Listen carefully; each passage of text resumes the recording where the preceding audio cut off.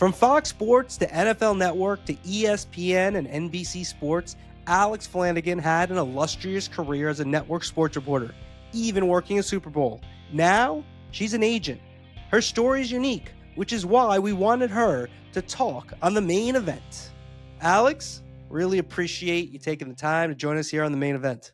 I am so excited to be here and nice intro. You do it like a pro. I might need to represent you. Yeah, I try to do it not as easy as it looks. Before we get to the sponsor, I just want to give us the headline. Yeah, long career on the sidelines as a sports reporter. Worked the Super Bowl. I think it was Madden's last Super Bowl. You were on It the was. sidelines for that one. Going from on air to being an agent, unusual path. I'm not sure if I can think of anybody who's ever done that before. What was the reasoning? Why did you do that a few years ago? Oh, the $1 million question. A number of reasons, but I think primarily I had worked for 25 plus years, as you mentioned, as a broadcaster at a really high level. And I think I found myself wanting to have maybe a bigger role in shaping the industry, in shaping talent. I think when you are the talent, I think sometimes it's hard to really have a voice in the overall like bigger impact in the industry. And I think at my core, I'm an information person. I love the business side of it. I love the information side of it. And I think having an opportunity to chart my own path and be somebody that was maybe making some of the decisions and part of some of the strategy of people's careers in the industry was really appealing to me. And it was just a way for me to use, I think,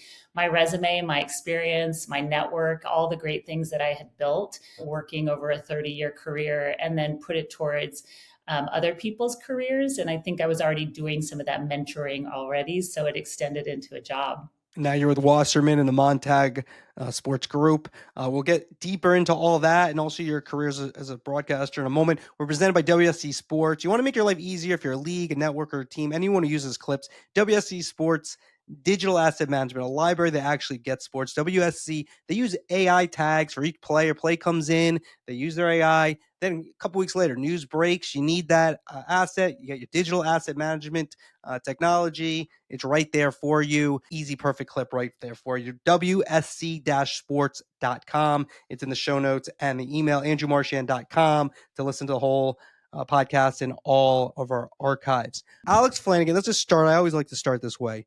Growing up, what is shaping Alex Flanagan that ends up getting her into a sportscasting career? What's shaping you as you grow up? I grew up on a ranch in the middle of nowhere. I'm one of six kids. I think what shaped me mostly is I didn't know what I didn't know. I had a dad who had been a pilot in the Marine Corps, a mom that was a rancher at the time. That was not a traditional path for a woman. And I think that we as kids were always really encouraged to chase our dreams, if you will. And I don't remember either one of my parents ever saying to me, no, like you can't do this. So I was always a performer. I used to put on shows and little musical acts. I was recording stuff back in the day when you had to do hard edits from like the old video camera recorder that your parents had. And I would do like hard edits and make all my siblings do like newscast and create movies and do all these productions. So I think that was always in me.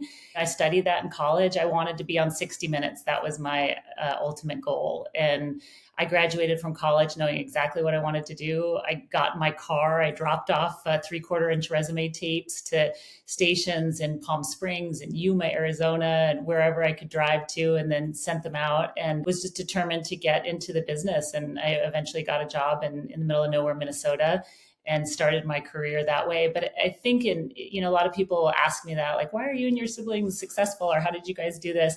And I think the real answer is like, I never questioned that I couldn't do it.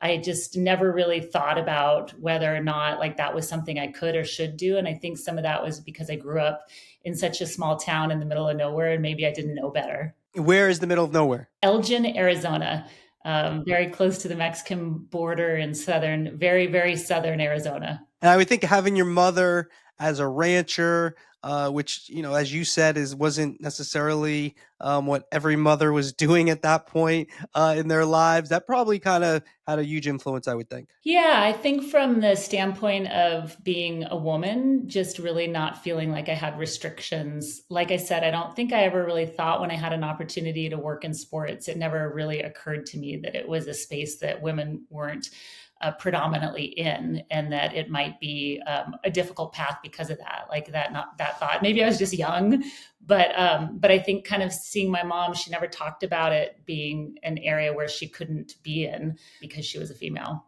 All right, listen to the rest of the podcast, andrewmarchand.com, andrewmarchand.com. You get twice a week podcast and then all our archives at John Orand on last week talking about the big NFL potential deal with ESPN. You